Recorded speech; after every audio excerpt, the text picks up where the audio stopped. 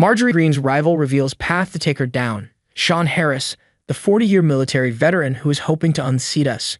Representative Marjorie Taylor Greene, a Georgia Republican in November's election, has told Newsweek he believes he can achieve victory based on a coalition that incorporates moderate Republicans and women voters. Harris has been selected as the Democratic Party candidate for Georgia's 14th congressional district, a traditionally conservative area in which Greene won comfortably in the 2022 midterm election.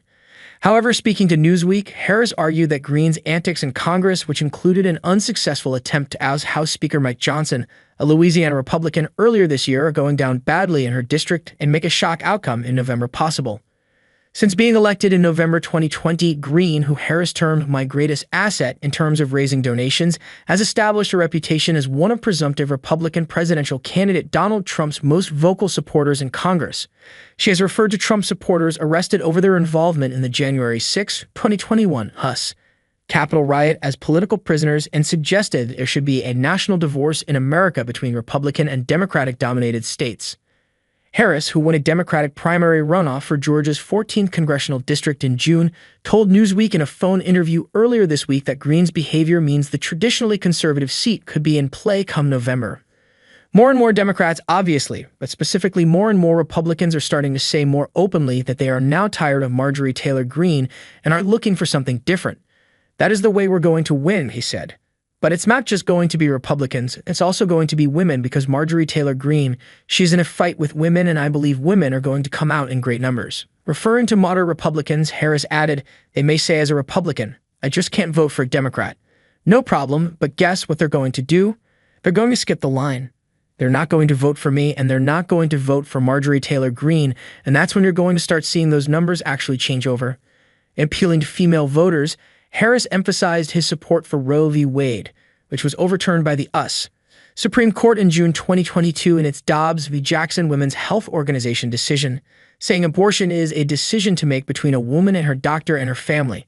After Roe was overturned, Greene celebrated the court's decision on social media, calling it a miracle. In a video posted to X, formerly Twitter, she said at the time, I think it's a miracle. I'm so thrilled like I've cried about this. Everybody here is celebrating that the Supreme Court had the courage, they had the bravery, overturning Roe v. Wade, giving it back to the states. During COVID-19, many women took the time to get their college degree online. However, from an economic point of view, Marjorie has not worked to bring any major jobs here, Harris said. Harris served in the military for 40 years and recently retired as an Army brigadier general to run a cattle farm in Rockmart, Georgia. During his time at the military, Harris saw combat in Afghanistan was part of team sent to Liberia to help combat the Ebola outbreak and also served in Kosovo and Israel, his last posting. Harris also argued that whilst Greene's antics helped her acquire media attention, she has failed to deliver anything positive for her district. Marjorie Taylor Greene is spending all her time creating chaos up there in Washington, D.C., and after 3.5 years, she has not brought back one major thing here to this district, and that's what a representative should be doing, Harris said. After 3.5 years, Marjorie, if you look at her record, she really did nothing. She does a lot of talking, she brings a lot of chaos, she's in a civil war with the Republican Party at the state level and also at the national level. And that's just not who we are here in Northwest Georgia. Harris also said Greene has been undermining the Democratic values he spent his life promoting in the military, in particular over her attitude toward the Capitol riot when Trump supporters stormed the Capitol building in a bid to stop Joe Biden's 2020 election victory from being certified. Referring to the country, Harris said, we are the beacon that people look at from all around the world, and that's what I've been doing for many years in the military, is being that United States representative from a military point of view that says, look, you got to think about your democracy, you got to think about your people, you got to believe in the rule of law. He continued, now Marjorie Taylor Greene is a threat to all of that. One, she still says today that January 6 was not a bad thing. She still says that the individuals that went and broke into our Capitol did not do anything wrong. She still says that the individuals that were tried by our justice system, by their peers, didn't do anything wrong. Newsweek has contacted Representative Greene for comment outside of usual business hours by email. As part of the 118th Congress, the GOT Congresswoman serves on the House Committee on Oversight and Accountability, House Committee on Homeland Security, and the House Select Subcommittee on the Coronavirus Pandemic. The About section of Greene's House webpage states that she has a lifetime of business experience, having grown up working in her family's company. In 2002, Marjorie purchased Taylor Commercial, a commercial construction and renovation company.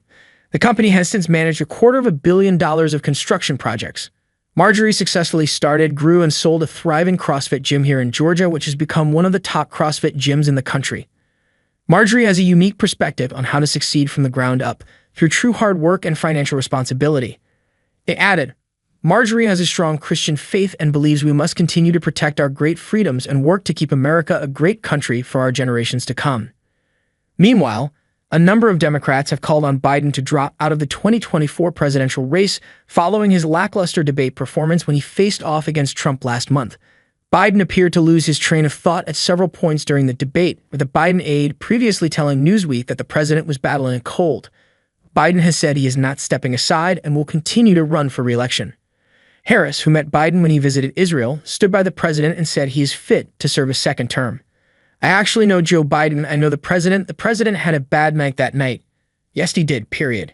He admitted he had a bad night. He also said he knows how to get back up and stay in the fight, and that is the president that I support, that I know, and that I know is going to win the election for us, he said.